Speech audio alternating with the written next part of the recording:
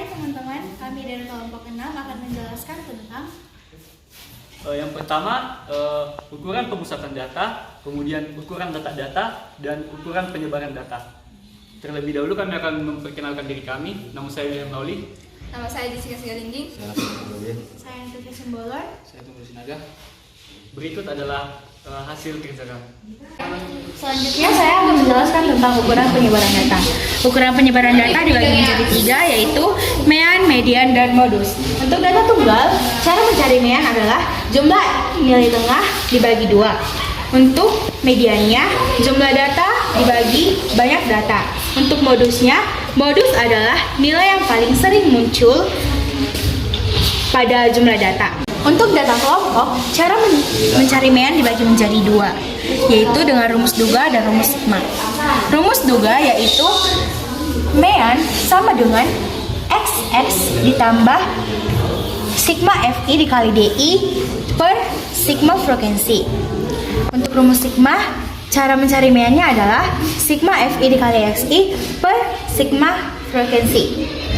Untuk mencari modus, kita menggunakan rumus tepi bawah ditambah delta 1 per delta 1 ditambah delta 2 dikali panjang kelas, di mana delta 1 merupakan selisih kelas modus dengan kelas sebelumnya, dan delta 2 adalah selisih kelas modus dengan kelas sesudahnya.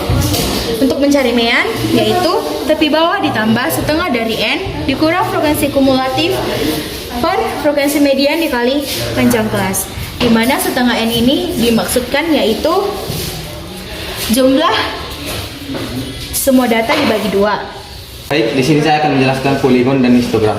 Jadi kita di sini sudah melihat ini adalah sebuah histogram. Jadi histogram itu adalah penyajian tabel distribusi yang menggunakan diagram batang tegak. Jadi di dalam histogram itu ada yang dinamakan dengan batas kelas interval. Batas kelas interval adalah tepi bawah dan tepi atas. Yang kedua itu adalah poligon.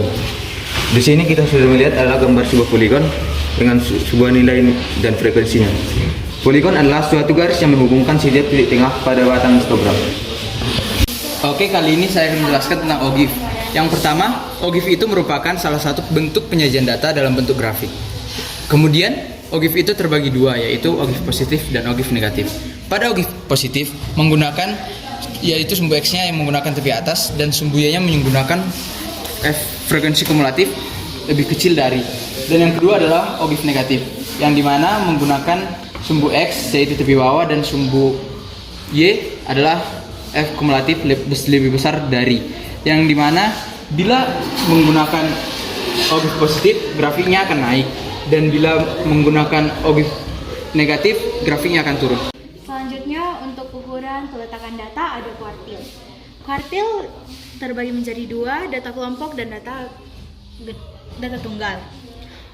Untuk mencari data tunggal kita gunakan X N ditambah 2 dibagi 4. Jika jumlah data adalah genap. Jika jumlah data adalah ganjil, kita gunakan X N ditambah 1 dibagi 4. Kita lanjut untuk data kelompok. Untuk menentukan kuartil pada data kelompok ada 2 tahapan. Tahapan pertama adalah kita mencari data ke KN dibagi 4. Lalu masuk ke tahap kedua, yaitu kuartil sama dengan tepi bawah ditambah KN per F dikurang frekuensi kumulatif dibagi frekuensi lalu dikali dengan panjang kelas. Baiklah, saya di sini akan menjelaskan tentang desil. Desil adalah ukuran peletakan data. Desil dibagi menjadi 2, yaitu desil tunggal dan desil kelompok. Untuk mencari desil tunggal dapat digunakan rumus, yaitu DI sama dengan XI kali N tambah 1 per 10. Untuk mencari desil tunggal dapat dicari dengan DK sama dengan data ke KN per 10. Lalu dimasukkan ke rumus, yaitu DK sama dengan tepi bawah tambah KN per 10 kali frekuensi kumulatif per frekuensi kali panjang kelas. Saya akan menjelaskan tentang penyebaran data. Ukuran penyebaran data itu ada 6. Yang pertama itu adalah jangkauan, kemudian ada jangkauan interkuartil, simpangan kuartil, kemudian ada simpangan rata-rata, simpangan ragam, dan simpangan baku. Yang pertama, saya akan menjelaskan tentang rumus dari jangkauan. Jangkauan di data tunggal, rumusnya adalah X max dikurang X min, di mana nilai tertinggi dikurang nilai terendah. Sedangkan pada data kelompok, cara mencari jangkauannya adalah batas tepi atas kelas tertinggi dikurang tepi bawah kelas terendah. Kemudian saya akan menjelaskan tentang jangkauan interkuartil. Jangkauan interkuartil memiliki rumus Q3 dikurang Q1, di mana Q3 itu adalah kuartil 3 atau biasa disebut sebagai kuartil atas, dan Q1 adalah kuartil 1 yang biasa disebut dengan kuartil bawah. Kemudian di sini ada simpangan kuartil. Simpangan kuartil itu cara mencarinya adalah setengah Q3 dikurang Q1, di mana tadi Q3 dikurang Q1 itu adalah jangkauan kuartil. Jadi simpangan kuartil itu adalah setengah dari jangkauan kuartil.